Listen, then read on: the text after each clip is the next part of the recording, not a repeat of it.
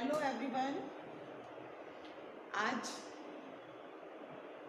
एचडीटीटी college की online classes में आपका पुनः स्वागत है। आज तक मैंने अभी तक जो भी पढ़ाया लर्निंग एंड टीचिंग में, उम्मीद करती हूँ आपको समझ आया होगा, और अगर कहीं कोई चूक हो जाए तो आप बता दीजिएगा, ठीक है। तो हमारे चल रहे हैं लेवल ऑफ टीचिंग, जिसमें थर्ड लेवल पर हैं हम, यानी जो चिंतन रिफ्लेक्टिव लेवल जो चल रहा है उसके आज मैं गुण बताना चाहूँगी। विशेषताएं पहले वीडियो में दे दिए हैं मैंने, अर्थ और विशेषताएं, अब मैं गुण बता रही हूँ, ठीक है। इसमें पहला है आयोजन व नियोजन की दृष्टि से चिंतन स्तर में लचीलापन और गतिशीलता होना।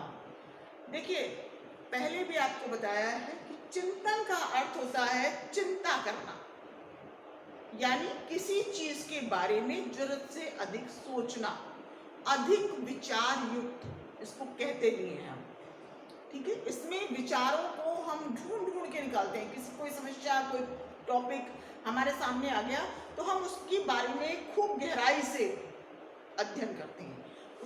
उसको अध्ययन करने के बाद तथ्य निकालते हैं, फिर हम उसके चिंतन मनन करके उसके निष्कर्ष पर पहुंचते हैं। तो इसी में यही कहा जा रहा है कि जो ये शिक्षण का जो स्तर है, इसका आयोजन और नियोजन, आयोजन मतलब किसी चीज को प्रस्तुत करना, और नियोजन यानी पूर्व में पहले से तैयारी करके और किसी चीज को सामने लाना, ठीक है। एक ही बात, थोड़ा सा फिर, लेकिन इसमें क्या होता है, लचीलापन होता है कि जैसे भी समय, आप जैसा समय देखें, जैसी परिस्थिति देखें, आप उसमें चेंज कर सकते हैं। कैसे कि बच्चे को मान लीजिए छोटे क्लास में आप पढ़ा रहे हैं, क्योंकि ये छोटे बच्चों के लायक चीज नहीं है, ये बड़े बच्चों के लिए, इतने बड़े हैं कि जो चिंतन मनन कर सकते हैं, सोच सकते हैं, किसी चीज के बारे में बता सकते हैं, ठीक है। तो ये उच्च कक्षाओं के लिए है। तो इसमें हम कोई समस्या देते हैं, उसके लिए समस्या पर जो विचार विमर्श होगा उसमें हम समय परिस्थिति के अनुसार उसमें चेंज कर सकते हैं। गति रहती, गतिशीलता, यानी इसमें एक समस्या आई चली गई, दूसरी आई चली गई, गतिशीलता रहती है इसमें, निरंतर हम इसको कि इसका प्रोसेस चलता ही रहता है, ये रुकने वाला प्रोसेस नहीं है, ठीक है। नेक्स्ट पॉइंट है, इसमें ज्ञान के भंडार में वृद्धि होती है, यानी जब हम स्मृति स्तर से ऊपर आए तो बोध में हमने बहुत कुछ जाना, पहचाना, समझा, जो बोध स्तर है। अब लेकिन चूंकि हम बड़े हो गए, हमने उसमें जानने के बाद, समझने के बाद, अब हमने उसमें उसकी बाल की खाल निकालनी शुरू की, यानी किसी भी चीज को आप बहुत बारीकी से अध्ययन करेंगे। मान लीजिए आपने क्लास में कुछ ग्रुप बना दिए, कोई प्रोजेक्ट दे दिया, कोई समस्या दे दी, बच्चे उस पर आपस में डिस्कस करेंगे, आपस में विचार विमर्श करेंगे, उसके बारे में छोटे छोटे पॉइंट्स निकालेंगे, तथ्य निकालेंगे, और उनको फिर उसके बाद उसमें चिंतन मनन करके और उसका विश्लेषण करके निष्कर्ष पर पहुंचते हैं, ठीक है। नेक्स्ट पॉइंट, इसीलिए जब इतना करेंगे तो बच्चे के क्या होगा, ज्ञान के भंडार में वृद्धि होगी, यानी हमारा जो दिमाग है ये एक तरह से कंप्यूटर की तरह है कि कोई भी हमने कार्य किया वो हमारे चेतन मन से के बाद अचेतन मन में चला जाता है, वो हमारे ज्ञान का जो भंडार है वो बढ़ता रहता है। नेक्स्ट पॉइंट है, समस्या कैसी है, किस प्रकार की है, ये सारा सोच समझ करके ही बालक चिंतन करता है, उसके बारे में तर्क वितर्क वाद विवाद करके तब जा करके वो किसी समस्या का समाधान निकालता है। नेक्स्ट पॉइंट है, मानव की दैनिक जीवन की समस्या का समाधान। अब आप सब जानते हैं, मानव जो है समाज में रहता है, नित्य नई कोई ना कोई हमारी समस्या जो है मुंह बाए खड़ी रहती है।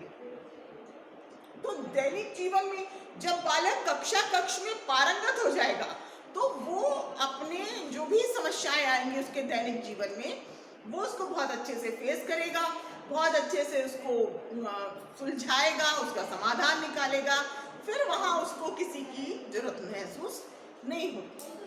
नेक्स्ट पॉइंट है, यह केवल उच्च कक्षाओं के लिए उपयुक्त है। नेचुरल सी बात है जिसमें हम व्याख्यान बोल सके, वाद विवाद कर सके, चिंतन मनन कर सके, तो ये छोटी कक्षा के लिए तो उपयुक्त बिल्कुल नहीं है। इसका मतलब ये बड़ी कक्षाओं के लिए ही उपयुक्त है। इस स्तर पर शिक्षण, व्याख्यान और वाद विवाद, इस स्तर पर टीचर भी, व्याख्यान मीन्स होता है भाषण देना, किसी चीज को बढ़ा चढ़ा के बताना, एलैबोरेट करना अपने शब्दों में, तो व्याख्यान के द्वारा हम आपको बताते हैं और फिर हम आपस में डिस्कस भी करते हैं, वाद विवाद भी चलता है। आपने कुछ पूछा, मैंने कुछ बताया, या हो सकता है मैं आप दो ग्रुप बना दूं, आप ही की क्लास में उससे पूछ लूं, तो ये चीजें बड़ी कक्षा में ही लागू होती है। ठीक है, नेक्स्ट पॉइंट है, इस स्तर पर बालक में आत्मानुशासन का विकास हो जाता है। कैसे कि बालक जब ये सारे कार्य करता है, धीरे धीरे बढ़ते बढ़ते उसके अंदर स्वयं के अंदर अनुशासित होना वो शुरू हो जाता है कि मुझे टाइम पे क्लास में पहुंचना है, टाइम पे मुझे क्लास में पढ़ाई करनी है, किसी से लड़ाई झगड़ा नहीं करना है। वो अपने आप को एक तरह से संतुलित कर लेता है, अपने इंद्रियों पर नियंत्रण कर लेता है। आत्मानुशासन का मतलब है अपनी इंद्रियों पर निग्रह करना, अपनी इंद्रियों पर नियंत्रण करना। तो वो सारी चीजें बालक तब तक सीख चुका होता है।